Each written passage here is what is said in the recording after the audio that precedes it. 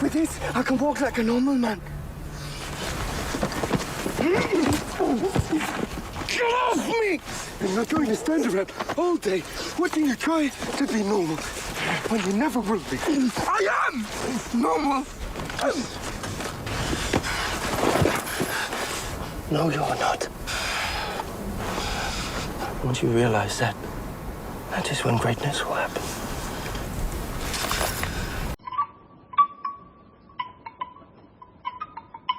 Salut, c'est Laurent de T-Tactical. Salut Ben. Salut. Voilà, donc on vient de se faire un petit court extrait de Vikings, histoire de poser un petit peu le décor de ce dont on va parler aujourd'hui.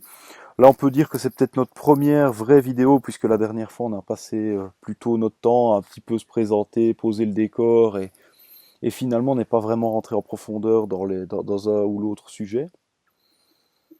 C'est vrai. Donc là, on va avoir l'occasion de pousser un peu. Je sais que tu as préparé tes notes. Moi, j'arrive en quasi impro et on va faire on va combiner nos topicitudes. Donc voilà. Donc on vient de se revoir nous la vidéo hein, qui est en intro de la vidéo. Donc qu'est-ce que ça t'évoque toi cette idée générale finalement de bah, c'est quand tu arrêtes d'essayer d'être normal que les grandes choses arrivent. Alors, ça m'a inspiré beaucoup de choses et pour aborder en fait, enfin il y a beaucoup de choses à dire en fait sur la phrase en elle-même et sur Viking aussi en tant que série. Et j'aimerais mettre ça aussi en relation avec ce qu'est la normalité aujourd'hui dans notre monde contemporain Ouais. et ce qu'est aussi la grandeur, l'idée de grandeur. Et donc il y a deux excès, je pense, à éviter. C'est une défense absurde du conforme, si tu veux, Ouais. et d'autre part une valorisation qui serait un peu exagérée du difforme entre guillemets. C'est marrant parce Mais que juste à titre informatif pour ceux qui nous regardent, en fait, notre jeu avec Ben, c'est de ne pas se parler des sujets avant de les aborder, comme ça on garde chacun nos points de vue et on peut vraiment les décortiquer en live. Et donc, je suis complètement d'accord avec toi là-dessus. Donc, on a en fait deux extrêmes qui peuvent être néfastes tous les deux, en fait. ouais, tu vois comment on se hante nos esprits respectifs mutuellement. C'est ça. Donc, bah, pour rebondir là-dessus, déjà, bah, il y a déjà effectivement cette définition de la norme. La norme étant, disons, ce qu'on retrouve le plus souvent et pas nécessairement ce qui est conforme, disons. C'est pas parce que c'est ce qu'on retrouve le plus souvent que c'est forcément ce qu'il y a de mieux. Donc ça, c'est déjà un truc. Ensuite, par rapport aux excès, bah, effectivement, l'idée de vouloir se conformer à tout prix à une image bien précise, bah, c'est un problème. Mais à l'inverse, l'idée de vouloir justement absolument pas se conformer, ça va être un problème aussi. Et pour moi, la question principale là-dedans, c'est justement de définir cette limite entre les deux. Donc j'ai moi réfléchi un peu de mon côté à quelques notions, quelques outils qui peuvent amener à une réponse qui pourrait être satisfaisante. Oui, oui, oui. Et moi, alors, mon sentiment aussi, pour notre société en tout cas, c'est que ces deux excès qu'on vient d'introduire rapidement, c'est-à-dire survalorisation du conforme ou survalorisation de la différence, pour moi, ça constitue deux piliers complémentaires dans la façon dont fonctionne, euh, comment dire, dans la façon dont on accouche du consentement et de la servitude dans nos sociétés.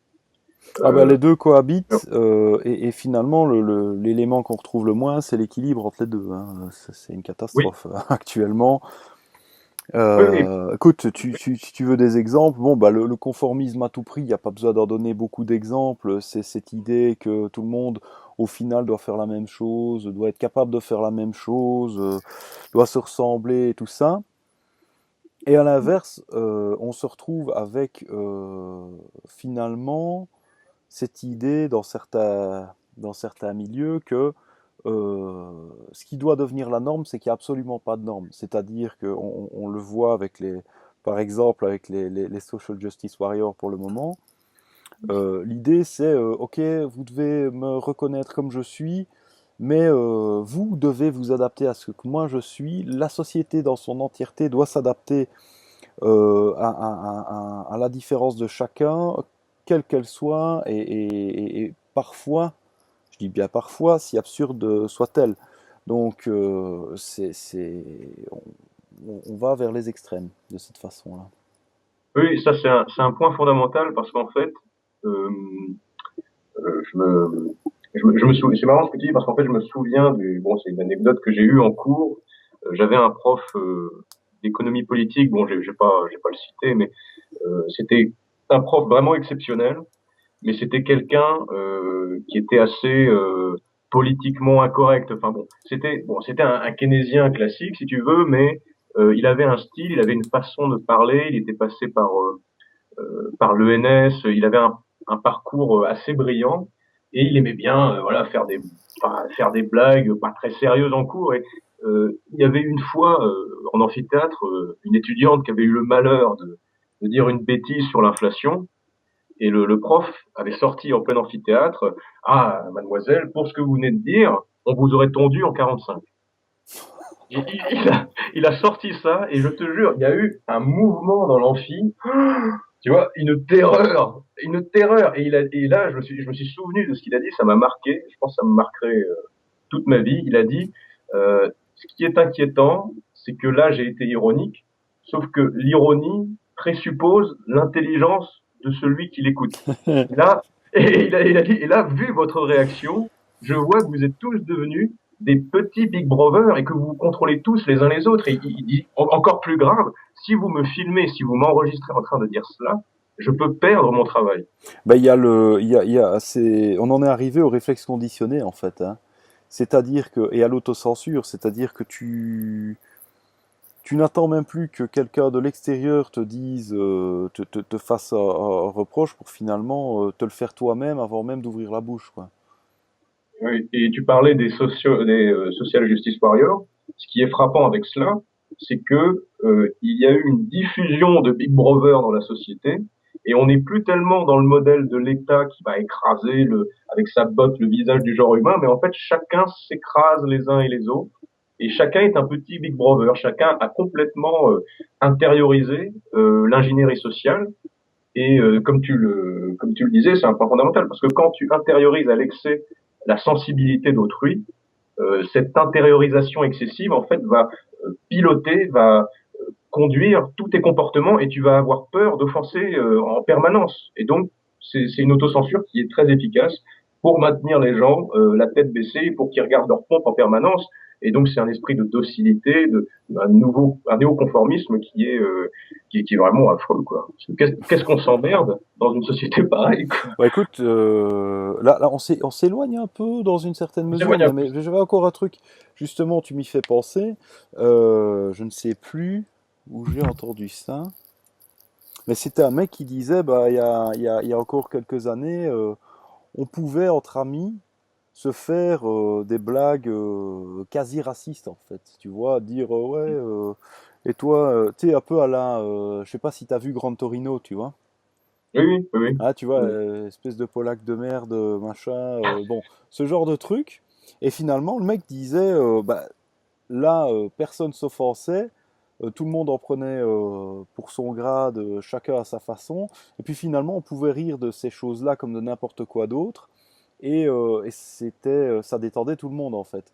Alors que maintenant, finalement, quand tu y penses, si tu commences à dire tel groupe ou tel genre, parce que bon, des genres, maintenant il y en a 32, hein, bah, on ne peut pas en rire. Bah, finalement, ces genres-là sont exclus, Mm. tout simplement. Donc, ça doit pas être super marrant de n'avoir droit finalement qu'aux blagues politiquement correctes, quoi, tu vois. Là, c'est Toto qui mange un bol de soupe. Non, tu peux pas parler d'un bol de soupe parce qu'il y a des gens qui meurent de faim dans le monde. Ah, pardon. Bon, bah, voilà, Des quoi. bols de soupe pour beaucoup souffert. Exactement. Donc, tu t'es vite parti, quoi. Mais pour revenir peut-être un peu plus vraiment le petit extrait qui nous occupait, Moi, j'avais défini un petit peu deux limites, si tu veux. Donc, tu as les deux extrêmes, et puis tu as deux limites qui permettent de ne pas basculer dans l'un ou l'autre. Mhm. C'est-à-dire que, première chose, par rapport à la question de la normalité, moi, je te traduirais ça, en fait, cette idée de arrête d'essayer d'être normal, je traduirais ça dans l'idée arrête d'essayer de jouer selon les règles des autres. Ça, c'est une première chose. Donc, ça, bon, bah, toi, tu es pratiqueur d'arts martiaux, moi aussi, c'est certainement un truc que tu as déjà constaté comme moi. Dès que tu vas dans un environnement inconnu et que tu commences à essayer de jouer avec des gens dans leurs règles, alors que eux sont vraiment très habitués à ça et toi beaucoup moins, forcément tu douilles. Absolument. Tout simplement parce que bah, tu t'imposes à toi-même toute une série de restrictions et du coup tu te retrouves dans un contexte dans lequel finalement tu accordes une supériorité tactique à quelqu'un d'autre, simplement en renonçant à tout un tas de tes points forts, quoi.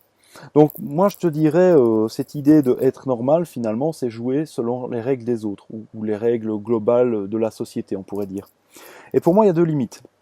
Donc du côté conformisme, ça, en général, la plupart des petits rebelles ados le comprennent très bien, tu vois. Ils veulent pas être conformistes parce qu'ils veulent faire ce qu'ils aiment, parce que voilà. Donc ça, en général, c'est assez bien compris, cette limite-là. Euh, L'idée, ne pas basculer dans cette surnormalité-là, c'est, pour que ça n'arrive pas, bah, il faut déjà aller vers des choses qui te passionnent toi, et les faire d'une façon qui te passionne toi. Donc tenir compte vraiment de toi-même avant de tenir compte de l'extérieur. Jusque-là, c'est facile en fait. Comme je te disais, tous les petits ados rebelles, ils ont bien compris ça. Eux, tu vois, non, mais moi, je ferai jamais ça, c'est trop nul. Donc, eux, ils ont un plan, ou ils n'ont pas de plan, mais ils feront quand même mieux que tout le monde et différemment. Mais ça, c'est pas difficile. Mais c'est une limite dont il faut tenir compte parce que même en tant qu'adulte, souvent, on a été drillé, on en a pris plein notre cul et au final, parfois, on oublie de se poser la question, est-ce que j'aime ce que je fais? Est-ce que c'est vers là que j'ai envie d'aller? Ou est-ce que, tu sais, comme beaucoup de gens, ah ouais, mais pourquoi tu postules dans ce boulot-là? Bah parce que j'ai 5 ans d'expérience dans ce boulot-là.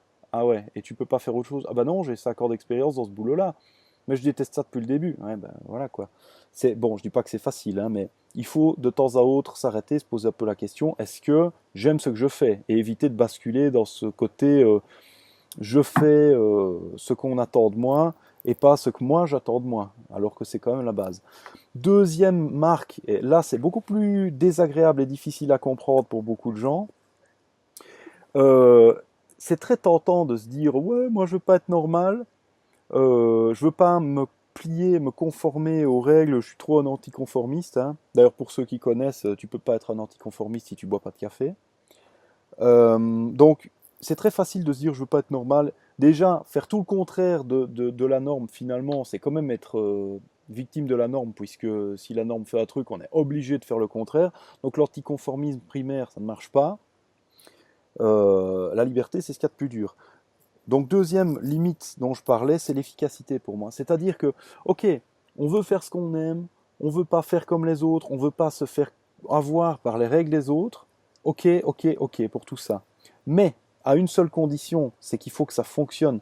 C'est-à-dire, si vous voulez vivre à votre façon, si vous voulez développer votre propre façon de voir les choses, votre propre façon d'interagir avec le monde, faites-le. Mais il faut être honnête, il faut savoir reconnaître si ça marche ou si ça ne marche pas. Si votre truc c'est d'être un super anticonformiste, un super révolutionnaire et qu'en fait vous vivez au chaume du, aux dépens des autres, tout en traitant les autres d'esclaves de la société, il y a un sérieux problème, quoi. Donc l'idée à un moment c'est quand même d'arriver à un point où il y a cet équilibre. D'un côté, on se dirige, on tend vers ce qu'on aime, et d'un autre côté, il faut que ça marche. Il faut quand même que cette différence qu'on choisit de vivre, qu'elle apporte un véritable avantage, ou au moins en tout cas n'apporte pas de malus. Donc voilà, je sais pas ce que tu en penses, là j'ai fait un beau petit monologue. Non, non, mais oui, bien sûr. Faut pas être, effectivement, il y a un discours anticonformiste qui est un peu facile. Il y a d'ailleurs aussi tout un phénomène, tu sais, de rebellocrates, de gens qui épousent la figure de la transgression. On voit ça dans l'art contemporain notamment, qui jouent aux rebelles, qui basent leur carrière sur l'attaque des normes, de normes qui les identifient en tout cas, et ils font leur argent et leur carrière là-dessus. Mais effectivement, moi, je reprocherai jamais à quelqu'un, par exemple, de prendre un petit déj tous les matins, d'être dans la répétition chaque matin, d'avoir des rituels tous les matins, sur le seul motif que c'est la norme, donc c'est mal. Là-dessus, il n'y a pas de souci. Mais et par rapport à tout ce que tu as dit, je pense qu'il faut l'extrait est intéressant parce qu'il est très représentatif de la série Viking en fait. Pourquoi Viking marche? Parce que c'est une fresque épique et ça parle à l'homme moderne parce que je pense que l'homme moderne est malheureusement, et c'est très ancien, hein, c'est pas contemporain aux 10 dernières années, c'est identifié depuis très longtemps, l'homme moderne est un homme sans qualité, qui mène une vie sans enjeu et qui crève de mener une existence sans légende, sans mystère, sans grandeur. Et ça, ce sont deux apports fondamentaux de Robert Musil d'une part et de Louis-Ferdinand Céline d'autre part, qui montrent en fait exactement ce que tu viens de dire, c'est que personne ne veut être normal et tout le monde est convaincu de son exceptionnalité. Mais il existe une normalité, vu qu'on en discute maintenant, et chacun s'accorde à constater qu'il y a une normalité, mais j'ai l'impression que chacun aussi redoute un peu de la définir, parce qu'il y a la peur de s'y retrouver soi-même sur tel ou tel aspect. Et moi, je vois tous les jours qu'il y a beaucoup de gens qui se résignent pour, entre guillemets, survivre socialement, à se conformer à une normalité, à des codes sociaux qui détestent en leur fort intérieur.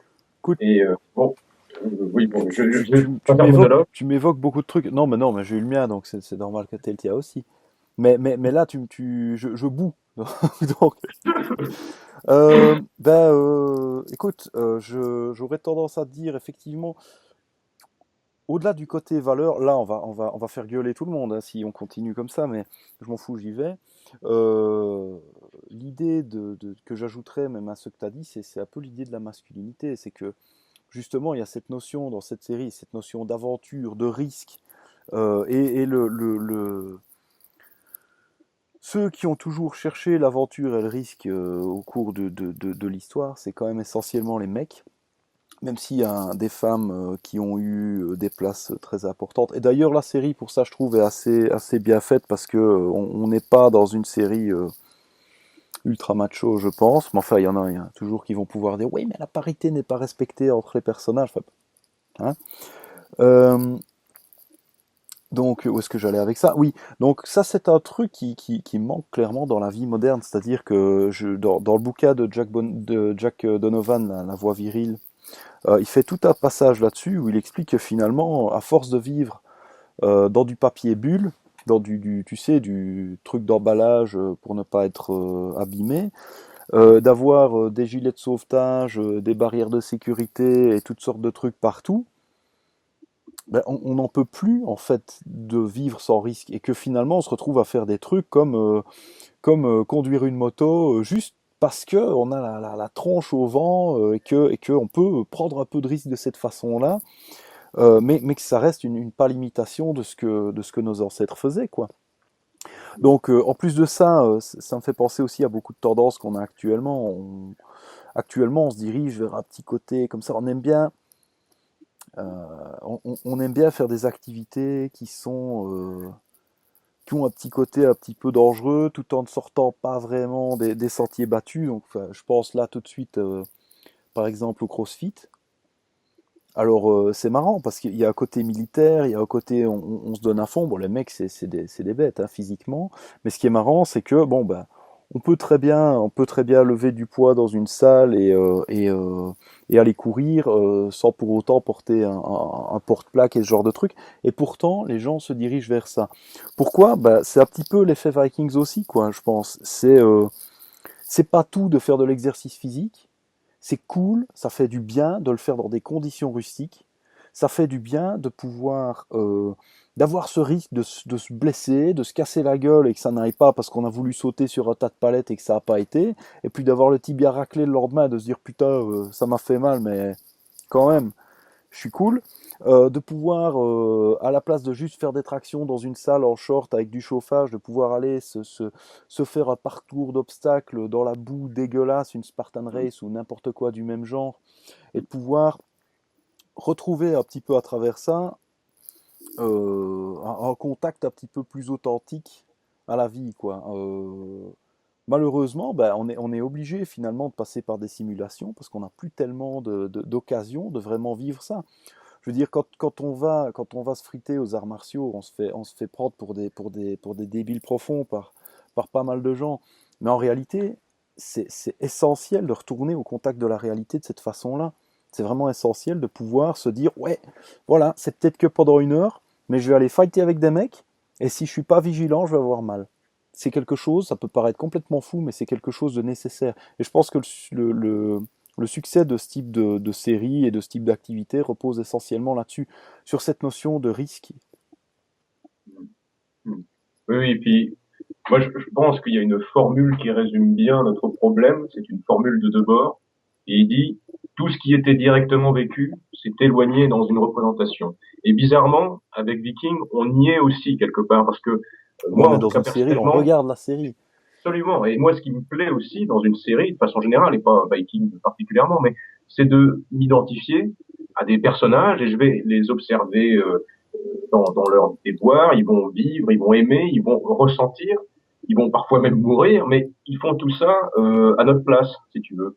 Et Ouais. le comble de l'aliénation, c'est que parfois, il m'est arrivé de me sentir si familier avec un personnage de fiction qui est avec un acteur, tu te sens si familier avec ces personnages de fiction que ils sont presque plus réels dans ta vie que des gens qui existent dans ton entourage concret, quoi. Ouais. Et puis bon, après, ce que tu disais sur les femmes, c'est effectivement vrai, mais pour montrer qu'on n'est Qu'est-ce que pas j'ai dit des... sur les femmes? Oh. Non mais je lis entre les lignes. Ouais. Non mais tu vois, pour montrer que voilà, on n'est pas dans du masculinisme énervé ou misogyne primaire, moi je pense à une citation qui est en plein cœur de notre sujet de Germaine de Staël, qui est une immense écrivain femme.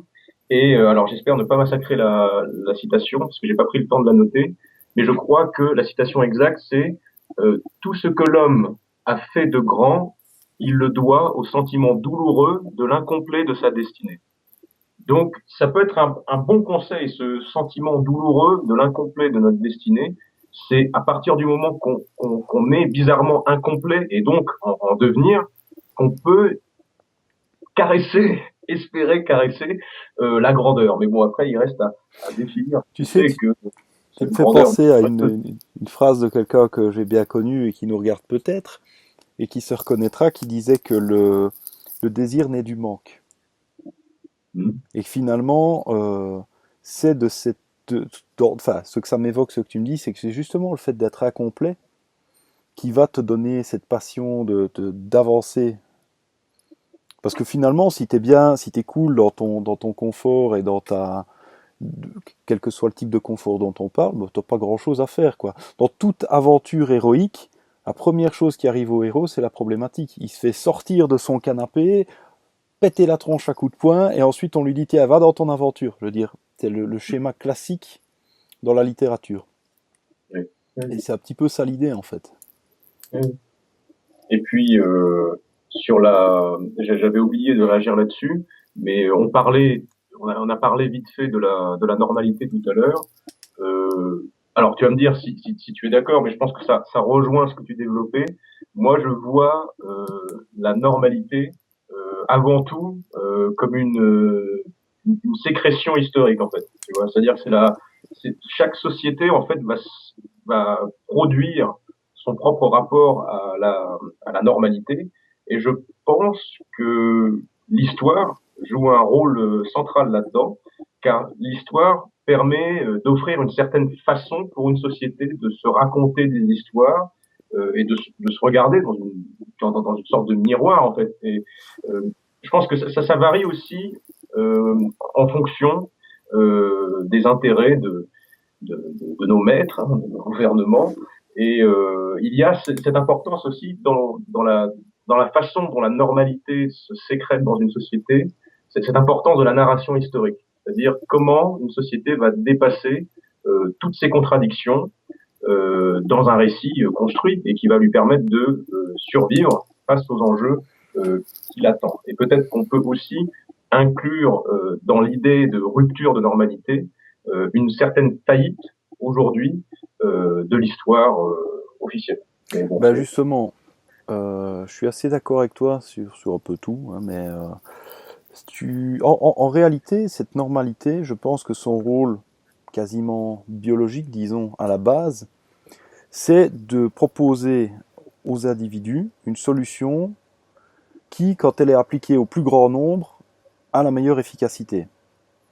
Tu vois, c'est-à-dire que dans une société primitive, hein, dans une tribu, tu vois, bah, les membres de la tribu vont être conditionnés par une certaine pression sociale pour faire les choses d'une certaine façon et pas d'une autre, parce que si on applique ça avec une certaine marge de manœuvre, hein, mais si on applique cette façon de faire à tous les individus, c'est là que le collectif va être le plus efficace. Il y a peut-être des manières d'être plus efficace collectivement, mais ça impliquerait d'avoir un mode d'emploi spécifiquement optimisé par individu.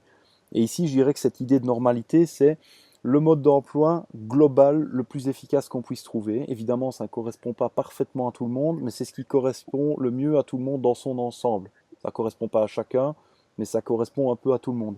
Et ça, c'est, à mon avis, l'idée originale, l'utilité originale. C'est-à-dire qu'un groupe, en évoluant, bah, sur plusieurs générations, va avoir des façons de faire. Donc, si on prend une petite tribu, voilà, va avoir des façons de faire, va imposer à ses membres un certain nombre de règles qui vont avoir un effet positif sur le collectif, et puis les choses vont évoluer progressivement, mais vraiment très, très progressivement, pour avoir une sorte de mode d'emploi globalisé, en tout cas globalisé au sein de cette tribu, quoi.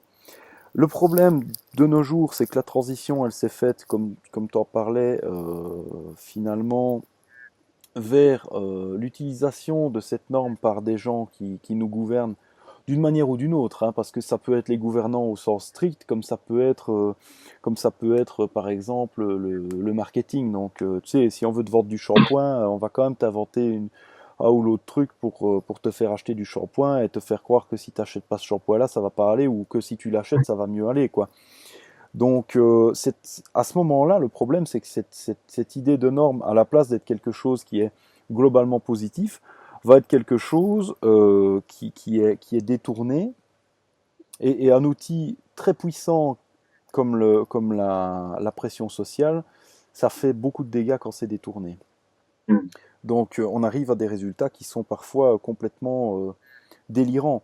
D'ailleurs, justement, une des mécaniques qui est utilisée pour ça, c'est de se dire, bon, on veut faire passer un truc, peu importe quoi, eh ben, on va regarder s'il n'y a pas quelque part une minorité qui serait d'accord avec ça, et puis pour faire passer ce truc, on va dire que c'est pour aider cette minorité-là qui souffre, tu vois. Je veux dire, si demain tu décides que, par exemple, les revenus doivent être taxés à 80%, tu trouveras toujours bien 25 trous de balle quelque part pour te dire ouais, c'est complètement normal. Et puis si tu crées une loi pour dire ouais, mais c'est la loi de protection des trous de balle qui dit qu'on doit taxer les revenus à 85%, c'est pour les aider eux, hein, nous on ne fait que les protéger, c'est quand même beaucoup plus facile à légitimer que si tu dis non mais on a décidé arbitrairement de faire ça. Donc sur une grande population, tu trouves toujours des gens qui peuvent être d'accord avec un peu n'importe quoi. Et le fait de les utiliser comme ça, c'est la merde, parce que, en fait, tu culpabilises la majorité en leur faisant croire que c'est des bourreaux, et d'un autre côté, tu vas normaliser toutes sortes de trucs que la minorité que tu auras choisie font, à ton profit finalement, mais pas nécessairement au leur, parce que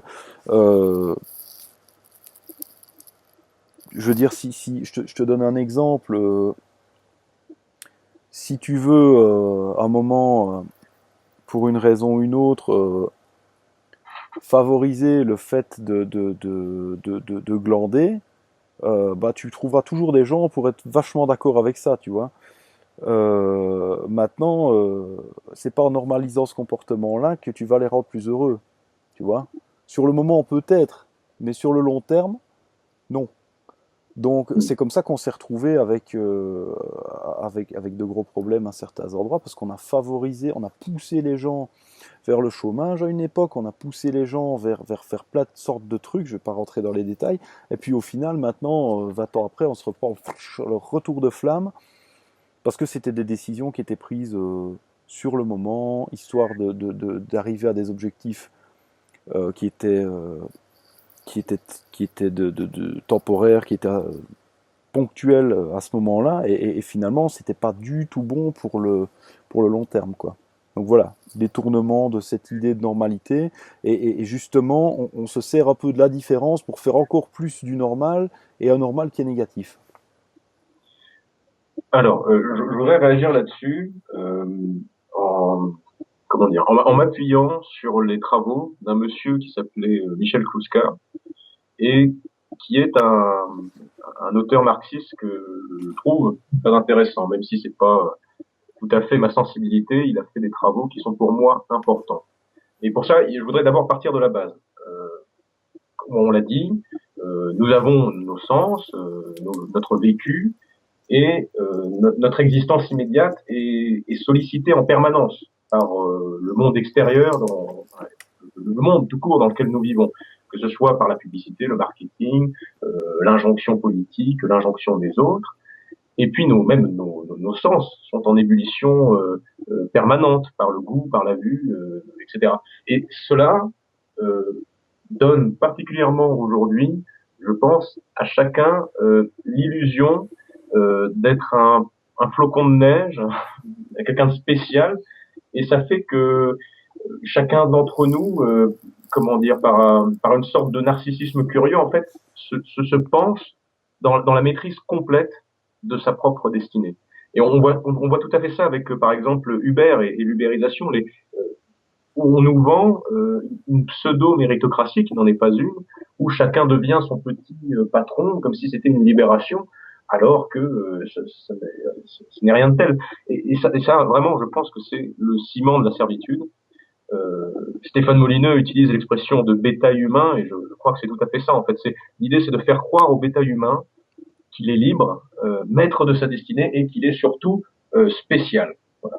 Et Kluskar a une formule merveilleuse, il dit tout est permis, mais rien n'est possible. Et je trouve que c'est complètement ça, c'est-à-dire une société ultra permissive sur le plan des mœurs et répressive sur le plan économique et social, avec un plafond de verre permanent qui fait qu'il y a un décalage entre, si tu veux, l'imaginaire mental dominant de la réussite, de la possibilité comme je disais, de plier le monde à ses principes, et puis la réalité. La réalité, elle est faite de réseaux, de trusts, d'arrangements divers et de docilité, qui fait qu'on ne peut pas, à proprement parler, parler pour nos sociétés de marché libre. Et d'ailleurs, est-ce qu'un marché peut être libre? Moi, je pense que le marché libre porte en lui-même les trusts, les ententes, comme on dit, oligopolistiques, et toutes ces choses-là. Bref, on est dans une contradiction structurelle au mode de production, et, enfin au mode de production capitaliste et à la société marchande. Et ça, c'est la promesse d'une existence difficile, parce que on se retrouve à la base victime d'une double injonction permanente, c'est-à-dire qu'on dit, enfin nous on peut le vivre particulièrement, on est plutôt jeune, c'est le monde vous appartient. Quand on est jeune, dans nos sociétés, le monde vous appartient. Tout le monde veut être jeune, et on voit se répéter toutes sortes d'opérations de chirurgie esthétique en permanence. Tout le monde veut rester jeune, mais regardons à l'Assemblée nationale, regardons qui tient les rênes du pays. Ce ne sont certainement pas des jeunes. Et il y a cette contradiction-là, le fait qu'on dise dans le discours aux jeunes qu'ils sont maîtres du monde, et ils constatent dans la réalité que c'est l'inverse. Et ça crée de la schizophrénie à la chaîne.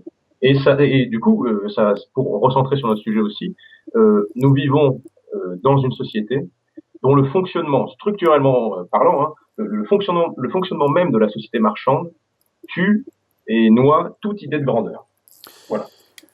En gros, Ouais. c'est un peu Bah, dense, ça, mais beaucoup de trucs à dire, encore une fois, hein. Déjà, finalement, c'est la grandeur contre la grandeur. C'est-à-dire que, tu sais, je pensais à ça pendant que tu parlais. Une des idéologies qu'on retrouve très souvent, euh, c'est tu vois, cette idée de dire aux gens, tout le monde peut arriver à réaliser ses rêves, tu vois. Alors comme ça a l'air super, mais la réponse est oui et non. C'est-à-dire que, en fait, le pire piège, la meilleure façon de ne pas réaliser ses rêves, c'est de penser que tous les rêves sont réalisables, en fait. Donc ça paraît paradoxal comme ça, mais c'est vraiment l'idée qui est employée, en fait. À force de dire à tout le monde, ouais, bah, écoute, si tu veux, si quand t'es grand, tu veux devenir une girafe, tu peux, c'est possible, tout est possible. Tu vois, quand on veut, on peut. La gravité, elle n'existe que parce que, voilà, parce qu'on ne veut pas assez fort flotter. Non, c'est pas possible en fait. Il y a des trucs qui sont possibles et des trucs qui sont pas possibles. À partir du moment où on rend tout possible, on rend à la fois tout impossible parce qu'il y a plus de distinction.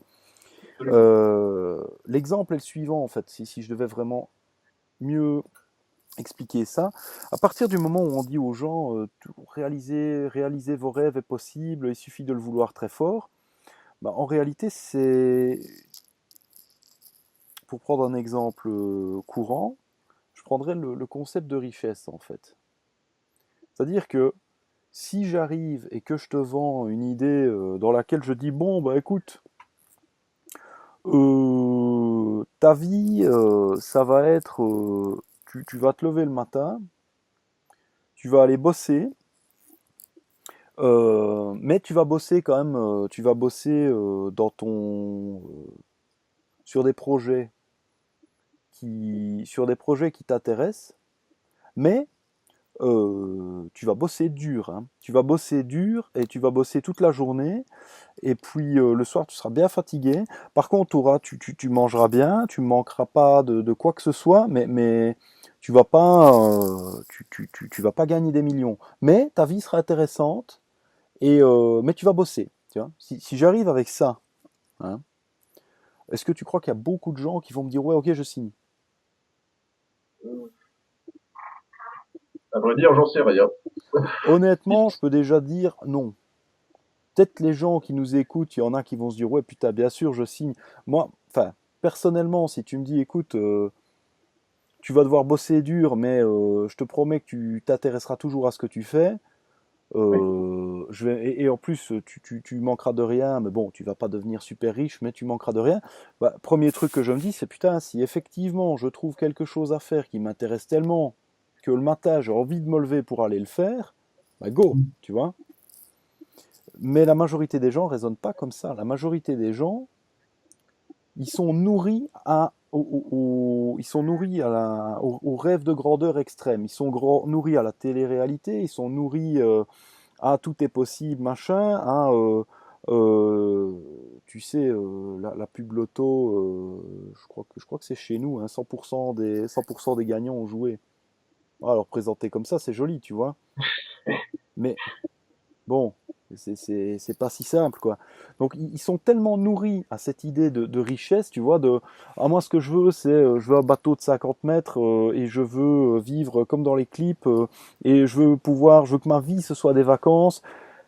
Eh ben, le simple fait de nourrir ce type de rêve, ça rend les gens tellement vulnérables qu'ils perdent les capacités de réaliser une vie qui est réellement satisfaisante pour eux. Et c'est ça qui est terrible, c'est qu'on utilise la grandeur contre la grandeur. Le but, le but d'exploser les scores et d'être au-dessus de tout le monde et de vivre dans le luxe, euh, il est pour la majorité des gens complètement hors de portée, complètement irréalisable. Et le fait de leur dire c'est facile, tu peux y arriver, c'est justement ça qui va les maintenir dans cette idée ouais, ok, aujourd'hui je vais travailler, aujourd'hui je fais un truc que j'aime pas, mais comme c'est possible, ça va venir. Et finalement, tu maintiens en fait cette espèce de pompe à espoir en, en faisant croire aux gens, ouais, mais t'inquiète, ton moment va venir, ton moment va venir, tout est possible, c'est une question, finalement tout est possible, tout arrive à tout le monde, c'est une question de chance. Et par là, finalement, on fait perdre aux gens la capacité de réellement réaliser des choses, parce que réaliser des choses, dans la pratique, c'est pas je vais devenir riche et avoir un bateau, c'est je me plante 800 fois pour finalement réussir un projet, et travailler, travailler, travailler, et quelque part souffrir. Alors, c'est pas nécessairement la souffrance telle qu'on l'entend, parce que quand on travaille sur quelque chose qui nous passionne, c'est dur sans être dur, mais l'idée c'est que les gens tendent tellement vers la facilité qu'ils ne voient pas les étapes qu'il y a entre les deux. En réalité, c'est beaucoup plus difficile et ensuite un peu plus facile après. Mais réaliser ses rêves et vivre de ce qui nous passionne, je veux dire, tous les mecs qui ont réussi dans n'importe quoi, ici on va publier sur YouTube, donc sur YouTube, il suffit de regarder n'importe quel YouTuber qui a du succès, c'est pas des mecs qui se sont levés un matin en se disant «Oh, je vais devenir millionnaire».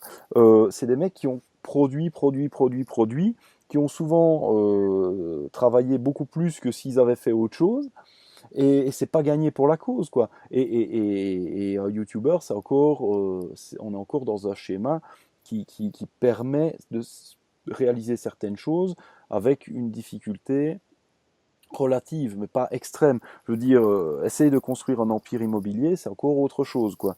Donc le problème pour moi, c'est qu'on utilise les rêves de grandeur des gens en leur montrant des petites choses à travers, enfin beaucoup de choses à travers le cinéma, les médias, tout ce que tu veux, le plaisir facile. On utilise tout ça pour finalement les maintenir dans un état qui est pire que ce que ce serait si s'ils n'étaient pas dans ce rêve de grandeur. Dire, à la place d'être dans un état de merde en train de tendre vers l'hyper grandeur, ils pourraient avoir comme projet, non, moi ce que je veux, c'est être à l'équilibre, faire quelque chose qui me plaît, gagner ma vie correctement pour avoir un train de vie qui me convient, mais pas un bateau de 50 mètres. Juste, le vrai objectif, c'est pas ce qu'on cherche à posséder ou ce qu'on cherche à ne surtout pas faire, c'est ce qu'on cherche à faire. Parce que la plupart des gens, leur rêve de grandeur, c'est pouvoir glander au soleil. Il y a personne qui réalise le projet de ne rien faire. Un projet, c'est de faire quelque chose. Justement, c'est l'inverse. Et le piège, pour moi, il est là. Donc ça, c'est un truc dans ce que tu disais. Et pour revenir maintenant à la série et à cette notion d'arrêter d'essayer d'être normal, tu parlais donc de Vikings, des personnages, tout ça. Pour moi, une des caractéristiques super importantes, c'est pas pour rien, bon, si on se plonge un peu dans la série, qu'on s'en sert un peu comme support, c'est pas pour rien que c'est Ragnar qui dit ça à Ivar, parce que Ivar, son handicap, il est manifeste, sa différence, elle est manifeste, mais Ragnar, c'est le personnage dans la série qui est super différent de tout le monde et dont la différence ne se voit pas nécessairement. Et cette différence, elle est très simple en fait. C'est que là où, à son époque, tout le monde croit dans les dieux, tout le monde croit dans une version prédéfinie de leur vie, dans un destin, lui, il y a pas mal de signes au cours de la série qui le montrent, il se sert de la croyance des autres, mais en réalité, il ne croit pas à lui-même. Et c'est ce qui fait toute la différence. Et là où les autres ne sont pas réellement responsables de leur destin, lui décide que, donc on est à fond là-dedans, il ne va pas jouer selon les règles des autres, il n'y croit pas, il va jouer avec les règles des autres contre les autres, mais en réalité, lui, c'est qu'il est responsable de sa propre vie, et c'est qu'il peut prendre ses propres décisions. Et d'ailleurs, bon, là je vous préviens, spoiler, passez les 30 prochaines secondes si vous ne voulez pas l'entendre, mais le décès de Ragnar, il choisit comment ça se passe. Il choisit comment ça se passe et il choisit les conséquences que sa mort aura. Et c'est vraiment, pour moi, le pied de nez total à leur religion jusqu'au bout du bout du bout, parce qu'il s'en sert et en même temps, il décide précisément de ce qui se passe. Bon, alors il y en a qui pourront me dire, oui, mais c'est quand même ce qui était prévu. Il était prévu qu'il fasse ce qu'il veut. Peut-être, mais alors là, on n'en finit plus. Mais c'est cette idée que finalement, c'est grâce à cette façon d'être qu'il a, que finalement ce personnage-là n'est jamais exactement où on l'attend, est toujours un petit peu à côté de la plaque, il est imprévisible, en même temps il a l'avantage d'être imprévisible tout en ayant l'avantage de pouvoir prévoir ce que les autres vont faire à travers leurs croyances, à travers leur mode de vie. Donc, en n'étant pas normal et en ayant son propre mode de vie, il a un avantage gigantesque par rapport aux autres.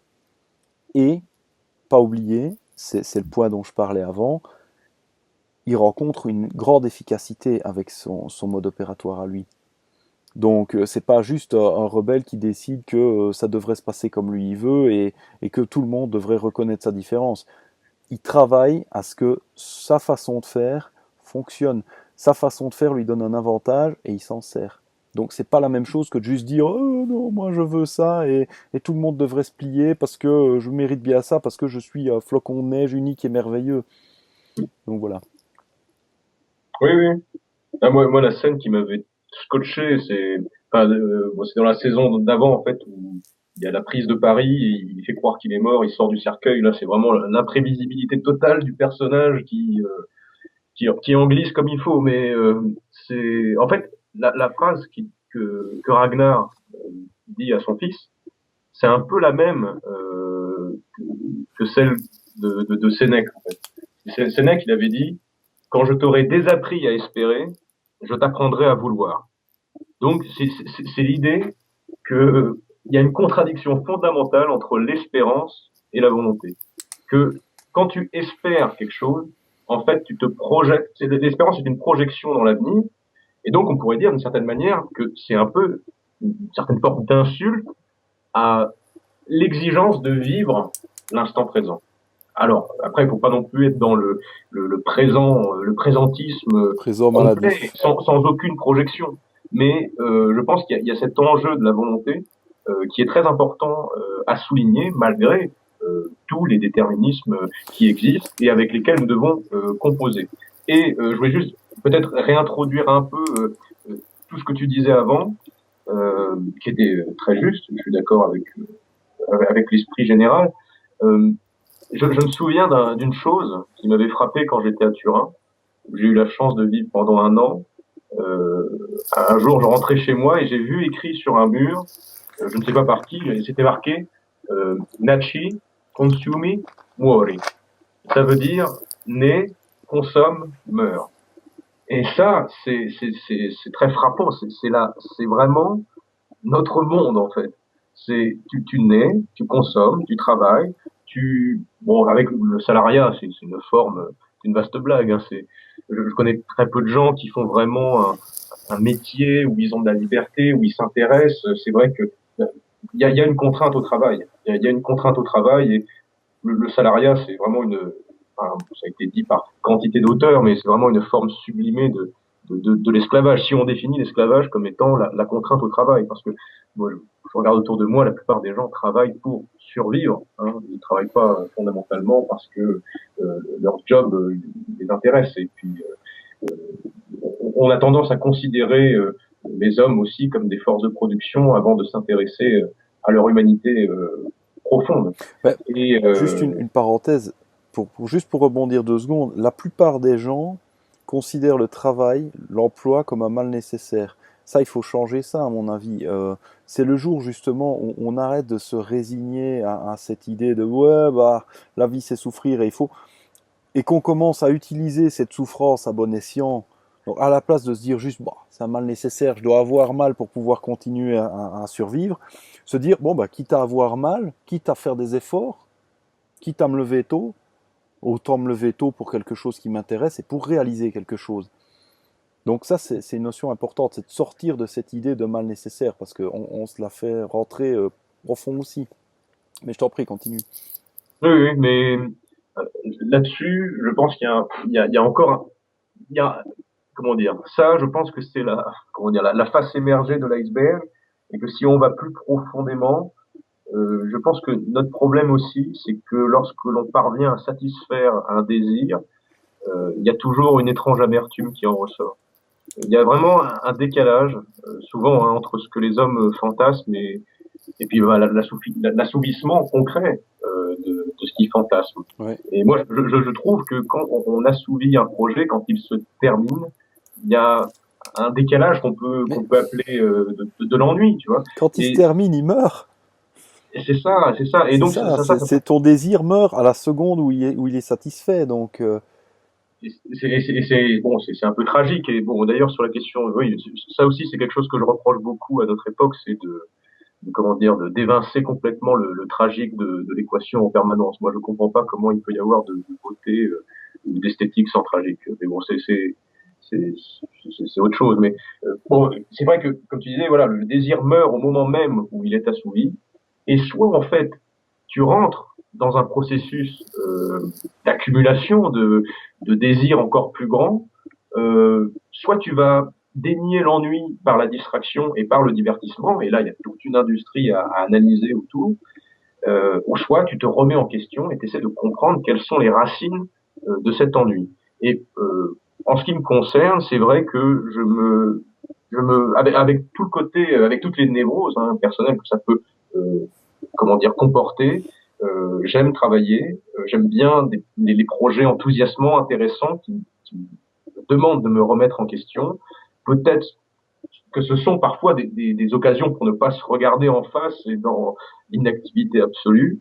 Mais c'est vrai que j'ai du mal à rester comme ça, à ne rien faire aussi. Et je pense que c'est ce n'est pas toujours un comportement très sain. Par exemple, en ce qui me écoute, concerne, des fois je pars, j'ai du temps mort, il faut que je lise quoi. Il faut que je lise un truc, il faut mais que je écoute, bosse, il faut que admettons, pour vous donner un je réponde. exemple simple de ce contraste, admettons que chez toi, tu as le fauteuil le plus confortable de l'univers. Mhm. Et quand tu as fini journée, tu t'assieds dans ce fauteuil et tu dis, putain, il est confortable ce fauteuil, j'ai vraiment bon, ça me détend, je suis bien. Un jour, tu décides de passer ta journée dans le fauteuil, et puis de passer ta semaine dans le fauteuil, mais à force d'être dans ce fauteuil, non seulement tu y seras plus si confortable que ça, mais en plus, à la longue, tu auras des escarres. Donc le confort va devenir l'inconfort. Parce que Ouais. finalement, tu as cet ennui et cette répétition qui s'installe, et ça n'est plus possible de profiter de ce moment-là. C'est un peu comme certains matins, le week-end, on se dit, bon, finalement, tu sais, tu te réveilles le matin et puis tu dis, bah, je vais pas me lever maintenant, je reste encore un peu au pieu. Puis tu restes au pieu, et puis finalement, tu te réveilles encore et tu restes encore au pieu, et puis de temps en temps, bah, tu te retrouves, voilà, il est midi, tu te lèves, tu te dis, bon, tu te sens pas super bien, et tu te rends compte que la moitié de ta journée est partie et que t'as rien foutu, et voilà quoi. Bon, je dis pas que de temps en temps ça fait du bien de rattraper un peu des heures de sommeil, mais là, tu vois, quand tu pourrais te lever et que tu le fais pas, sur le moment ça paraît une bonne idée, et puis finalement tu te sens pas super bien après. Mais donc pour revenir à ce que je disais, cette histoire de fauteuil le plus confortable, tu ne peux l'apprécier que si ton cul n'est pas dedans tout le temps. Sinon, ça ne sert plus à rien, quoi. Et Ouais. alors, par rapport à tout ce que tu disais avant, là maintenant je te prends de vitesse avant que tu ne recommences à parler. Euh, il y a plusieurs trucs à dire. Tu parlais d'espérer et de vouloir. Et ça me rappelle, il n'y a pas longtemps du tout, Stéphane Molineux, toujours, on va le citer souvent, je pense, parlait de la différence entre avoir un rêve et avoir un plan. Un rêve, c'est, bah, je voudrais bien ça, mais j'ai aucune idée de comment y arriver. Un plan, c'est pas la même chose. Un plan, ça comporte des étapes logiques à suivre, qui vont te permettre d'arriver à l'objectif que tu t'es fixé. C'est pas du tout la même chose. Et deuxième chose à laquelle je pensais, pour revenir encore une fois à l'exemple, vraiment, la petite vidéo, l'extrait qui nous occupe, c'est que finalement, l'extrait peut paraître de prime abord très brutal, parce que le gamin, finalement, bah, il voudrait juste être comme les autres, et il peut pas, et son enfoiré de père, finalement, lui met le nez dans le caca en lui disant, bah, tu seras jamais normal. Donc on pourrait se dire, c'est vraiment dégueulasse, en fait. Mais en réalité, c'est ce qu'il y a de plus respectueux à faire. Parce que, à la place de le laisser croire que quelque chose qui n'arrivera jamais, et qui n'arrivera vraiment jamais, peut arriver, il le ramène dans la réalité, Et il lui permet en fait, une fois que cette étape-là de croire à l'impossible, une fois qu'elle est dépassée, il peut enfin arriver dans le vrai monde, se percevoir différemment et voir justement, à la place d'attendre d'être différent, s'observer lui-même maintenant, prendre conscience de ses points faibles, oui, mais de ses points forts aussi. Et c'est justement en prenant réellement conscience de ses points faibles et de ses lacunes qu'il est capable de prendre conscience de ses points forts. C'est-à-dire que, par après, il lui explique justement que le fait d'être invalide comme il l'est, ben, fait qu'il s'est développé différemment et qu'il sera toujours imprévisible pour les autres. Et qu'en plus, les autres vont le sous-estimer. Donc, hors de ce qui peut paraître une grosse lacune, en réalité, il y a des points forts très importants. Et c'est là que je trouve que cet échange-là est ultra respectueux parce que, à la place de juste entretenir un espoir fou qui ne se réalisera jamais, bah, le père n'hésite pas à détruire cet espoir de la façon brutale dont il le fait, mais en faisant ça, en tuant ça, il permet à autre chose de naître et à une nouvelle partie de vivre, quoi. Et de toute façon, c'est toujours la même chose. Pour que quelque chose naisse, il faut qu'autre chose meure. Ça, c'est la nature. Donc ici, il y a vraiment pour moi cette idée de respect dans le truc, en fait, hein, de ramener vraiment le mec à la réalité, de lui faire comprendre ce qui est possible et ce qui ne l'est pas, et pas juste le laisser flotter dans des rêves et des espoirs un peu fous. Oui. Mais c'est marrant, Laurent, parce que là, ce que tu me dis là, ça me fait penser à deux choses en fait. Ça me fait penser, d'une part, je vais expliquer hein, l'anecdote, mais ça me fait penser d'une part à mon père et d'autre part d'un collègue avec lequel j'ai pas mal fait de judo en fait. Euh, En fait, si tu veux, mon père quand il était petit, il était gaucher et il y avait une pédagogie particulière à l'époque qui fait, je ne sais pas pourquoi, mais apparemment on ne pouvait pas blairer les gauchers. Ah non, ça Et c'est donc clair. on l'a forcé à écrire, truc complètement con, hein, mais on l'a forcé à écrire de la main droite en permanence jusqu'à ce que ça rentre, jusqu'à ce que ça rentre, ce que ça rentre, ce qui faisait il écrivait affreusement de la main droite, mais au fur et à mesure, il a perdu, comment dire, ce, Sa latéralisation à gauche. absolument. Et donc, on prend cette anecdote-là que mon père a subie malheureusement, et je la mets en relation avec mon collègue. Mon collègue était gaucher, et c'était un atout de malade pour les arts martiaux. Et c'était fou, à chaque fois qu'on partait en compète, les autres étaient complètement déstabilisés par sa prise en fait. Et là, bon, là, je ne parle pas c'est pas comparable, hein, être gaucher et avoir un handicap, c'est pas ce que je veux dire. Mais on voit bien que bah, c'est complètement con hein, Ah de bah pas dès que laisser tu crées ton aller dans le sens de propre... leur différence. Écoute, Comment? dès que tu crées ton propre, je vais pas dire ta propre réalité parce que là on bascule dans le fantasme et dans la folie, mais dès que tu crées ton propre set de règles qui est quand même adapté au monde, ça c'est important, mais en même temps auquel les autres ne sont pas adaptés, alors là c'est caviar. Moi, un truc c'est marrant que tu parles de ça, un truc qui m'a toujours bien servi, c'est qu'en fait, je suis pas un vrai gaucher, mais j'ai certaines habitudes de gaucher. Et notamment, j'ai tendance à me mettre plutôt dans une garde de gaucher, alors que je suis plutôt droitier. Enfin, c'est un peu particulier. Mais c'est exactement le phénomène dont tu parles. Ça emmerde les gens. Ça emmerde les gens parce qu'ils sont pas habitués à ça. Et au final, tu as d'énormes avantages. Et c'est un truc que j'ai toujours travaillé particulièrement au niveau martial, c'est me dire, bon, euh, si je suis en face d'un mec qui est beaucoup plus fort que moi, ou d'un mec qui est beaucoup plus entraîné que moi, ou peu importe, je peux pas être plus fort que le mec qui est plus fort, je peux pas être plus entraîné que le mec qui est plus entraîné, c'est pas possible. C'est peut-être possible, mais c'est pas possible au moment où je le rencontre, puisque par définition, il est plus que moi. Donc qu'est-ce que je peux faire? Qu'est-ce que je peux faire à ce moment-là pour l'emmerder? Et donc là, c'est une gymnastique mentale intéressante, parce qu'à ce moment-là, on se met à faire des trucs qui sont hors du cadre. et à chercher systématiquement où se situe la faille. Donc c'est assez fun. C'est assez fun. J'ai quelques anecdotes comme ça qui n'ont rien à voir. Je me suis déjà retrouvé à aller à des entretiens d'embauche avec des frags habillés en tac, là où j'aurais dû être en costume, par exemple. Tu vois? Alors, j'en avais Oui, rien à foutre, hein. C'est aussi pour ça que je me permettais un peu de tester, mais c'est des expériences super intéressantes parce que, au final, j'étais compétent, mais j'étais arrivé avec un style, qui a rien à voir, quoi. Donc, les gens, ils se disaient, putain, mais qu'est-ce que c'est que ça? Et au final, quand je commençais à parler, là, t'as fait un gros décalage parce qu'ils s'attendaient au pire et finalement, c'était pas si terrible que ça. C'était peut-être même bien. Et si tu veux, à travers ça, bah, tu crées un contact très particulier.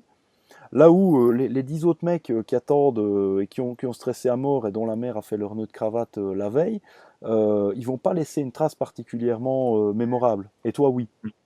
Donc, oui. il y a un peu cette idée de toujours un peu flirter avec les frontières, avec les limites. Évidemment, si vous êtes toujours hors limite, vous serez parfaitement inadapté et ça n'ira jamais. Ça, c'est malheureux, mais c'est comme ça. Mais toute cette idée est de faire un peu cette espèce de va-et-vient, d'être à la fois euh, dans les règles, mais de vous servir des règles d'une façon qui est un peu inattendue.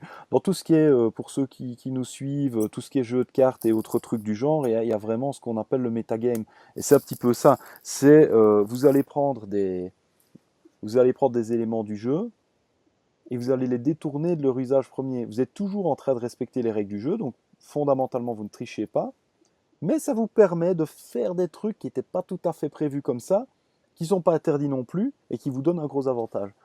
Donc l'idée, si je devais résumer cette idée de arrêter d'essayer d'être normaux, arrête d'essayer d'être normal, arrêter d'essayer d'être normaux, c'est créer votre propre metagame en fait. Créer votre propre set de règles à l'intérieur des règles. Vous n'êtes pas obligé de faire comme le voisin fait. Vous jouez dans le même monde que lui, donc vous êtes quand même contraint par les mêmes grandes contraintes physiques, on va dire, que lui. Mais vous pouvez choisir d'utiliser d'autres méthodes pour y faire face, et ces méthodes, elles peuvent être inventives. Et plus vous irez vers votre propre méthode, sans nécessairement réinventer la roue parce qu'il faut savoir où s'arrêter, mais plus vous aurez une méthode qui vous est propre et qui est adaptée à vous-même, même si elle emprunte des choses de différentes autres personnes, plus vous serez efficace. Par contre, adopter une version qui vient d'une personne ou d'un système sans y toucher, sans la remettre en question, ça va être de la souffrance et ça va être inefficace. Sur le, oui, voilà. Il faudrait, là, je voudrais profiter de tout le développement que tu viens de faire pour recentrer sur le dualisme normalité-grandeur. En fait, le cœur du truc, c'est que bon, je vais faire un schéma. Forcément, ça va être réducteur, mais ça a plus vocation à être fécond qu'à être complètement exact à 100%. Mais De toute façon, si je peux te rassurer, les gens qui nous écoutent, si dedans il y a des gens de mauvaise volonté, on est de toute façon déjà classés comme des fachos. Donc tu peux être réducteur, caricatural, extrême, tout ce que tu veux. De toute façon, on t'accusera quand même. Donc n'hésite pas. bon, c'est bon à savoir. Mais bon, disons, par rapport à tout ce qu'on vient de dire, hein, euh, que la frustration, en fait, permet à l'homme une certaine grandeur. Mais en même temps, cette grandeur-là, elle est toujours soumise à une certaine dégradation dans le temps, à ce qu'on appelle la loi de l'entropie, quoi. Et donc, on a la grandeur des hommes qui va s'engourdir dans la normalité, disons, du bonheur. Et le bonheur, en fait, va porter en germe une certaine forme d'inattention. Et c'est cette inattention qui va être la source après de toutes les déstructurations, de toutes les, reprenons un grand mot, hein, décadences, toutes les décadences possibles et imaginables. Je vais pas développer là-dessus, mais pour parler vite, hein, euh, peut-être qu'on peut dire aujourd'hui que le bonheur, c'est une certaine forme de normalité entre guillemets qui va se diluer dans la foule marchande où les hommes en fait sont seuls mais ensemble. Et moi je vois ça par exemple dans chez mes voisins. Je vis dans un immeuble, je ne connais personne. je ne connais personne alors que nous sommes pourtant très proches. Nous sommes vraiment seuls et ensemble. Les seules personnes que je connais, c'est quand j'ai mon point de chute en Bretagne. Mais bon, bref, il y a cet ennui absolu. Et peut-être que la marginalité sociale amène à davantage de solitude. Et encore, c'est pas sûr. Mais je pense qu'une certaine forme de marginalité intelligente, entre guillemets, va permettre à l'homme de vivre une existence intéressante. Hein, on parlait de... Moi, je préfère une existence, quitte à choisir, hein, je préfère une existence intéressante à une existence heureuse dans la normalité. Donc, Et voilà. ton existence heureuse serait forcément intéressante en fait. Parce que pour moi, c'est la seule façon justement d'atteindre le bonheur, c'est d'avoir cette... de réaliser des projets et en même temps d'en avoir d'autres qui naissent. Donc d'avoir, si tu veux, un mouvement permanent, mais en même temps avec une capacité quand même de reprendre ta respiration. Parce que tous ceux qui sont dans la vraie misère là maintenant, il y en a peut-être qui nous écoutent, et qui rament tous les jours, ils sont pas heureux pour la cause. Hein. Il faut ramer, mais il faut avoir des aboutissements, et puis de nouveaux défis. Et en même temps, entre les deux, ça peut être bien d'avoir le temps de reprendre un peu sa respiration. Le succès te permet de reprendre un peu ta respiration. Donc, il faut des deux, en fait. Mmh. Il faut des deux. Mmh. Et c'est justement chaque partie qui est un peu opposée à l'autre qui te permet de l'apprécier, quoi. Quand tu bosses comme un malade pour réaliser un projet, bah, t'es crevé, et quand tu l'as réalisé et que tu as réussi, tu es content parce que tu peux enfin t'arrêter et te reposer un peu. Quand tu te reposes un peu longtemps, tu commences à t'emmerder, à te dire putain, c'était quand même bien quand j'avais un projet, tu as envie de refaire des trucs, et puis quand tu fais des trucs, tu es de nouveau fatigué. Mais voilà, c'est un peu cet équilibre, ce que je disais tout à l'heure, ce va-et-vient permanent entre toujours, toujours dans le mouvement, entre cette idée de je bouge, je bouge, je bouge, je pousse, je me fatigue, et puis je reprends ma respiration, et puis trouver vraiment le bon rythme, en fait, le rythme qui vous convient, quoi. Mmh.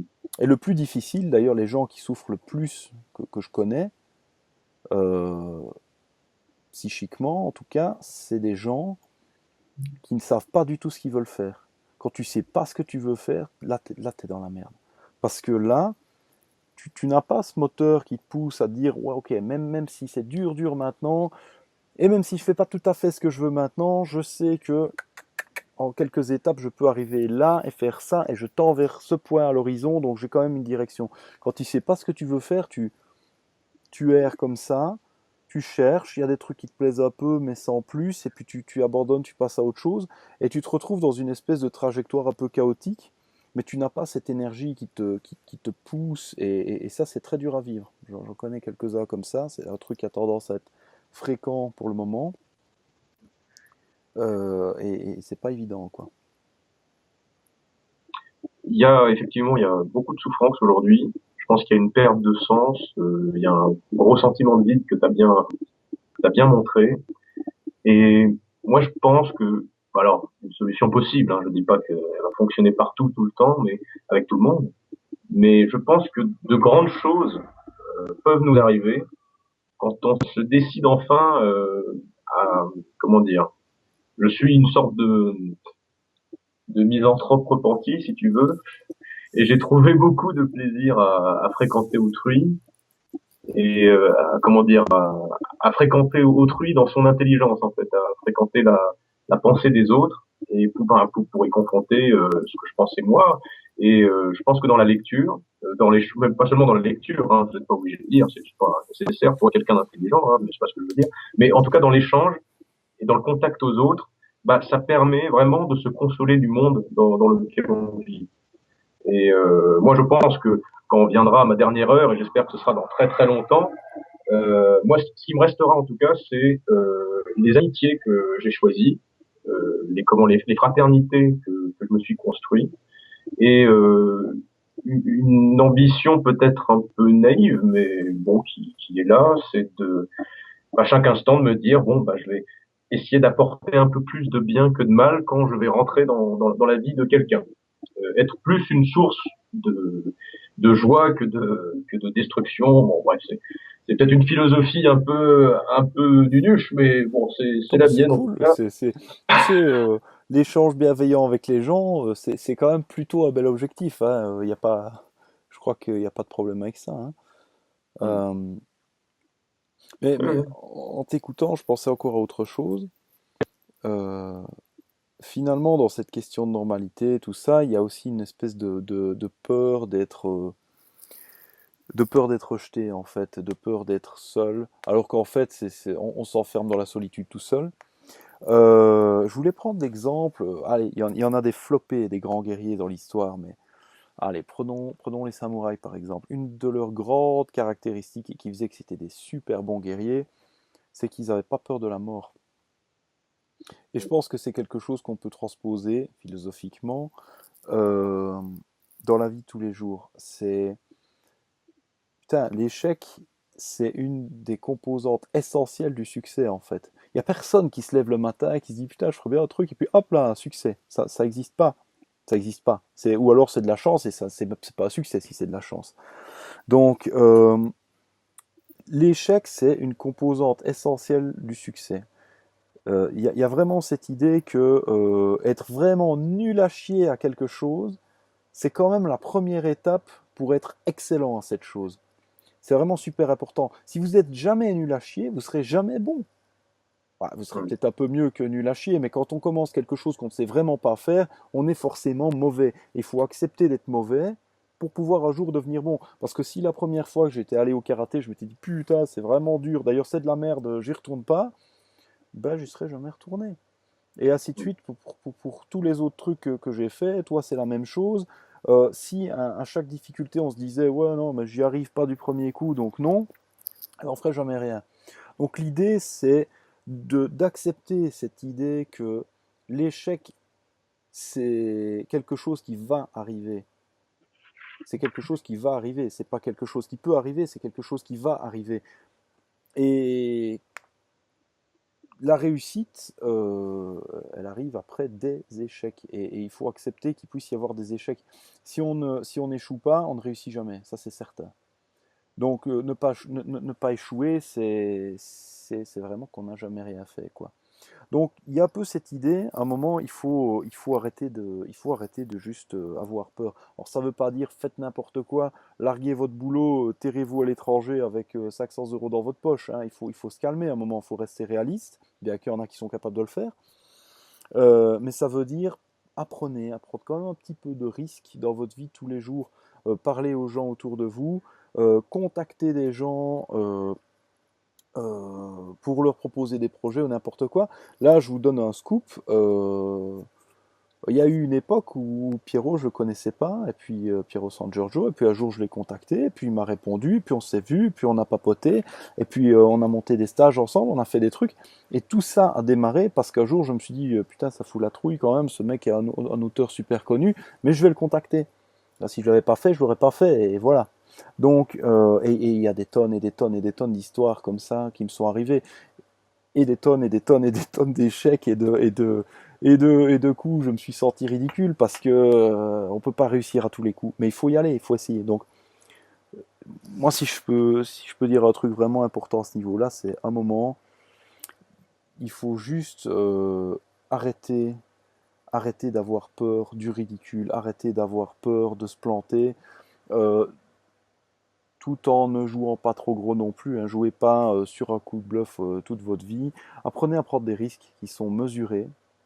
Ils ne seront pas nécessairement calculés, mais ils seront mesurés.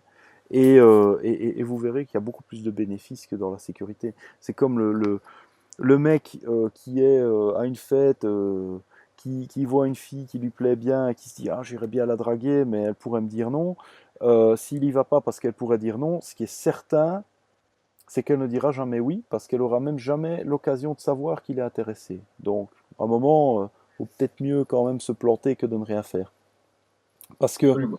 sur 10 fois à ne rien faire, il ne s'est certainement rien passé. Sur 10 fois à essayer, il y a peut-être quand même un succès qui va sortir, ou beaucoup plus, ça dépend qui. Donc voilà, moi si ce sera peut-être ma conclusion, hein, à moins que tu aies encore de quoi relancer le débat, mais là on a déjà tiré pas mal. Ma conclusion, ce sera peut-être ça. Définissez vos propres règles à l'intérieur toutefois des règles du monde dans lequel vous évoluez. Et deuxièmement, n'ayez pas peur de vous planter, choisissez vos batailles, n'allez pas risquer trop gros, mais n'ayez pas peur de vous planter et faites des expériences et arrêtez d'essayer d'être normal. Moi, je n'ai rien à redire, je suis d'accord avec tout.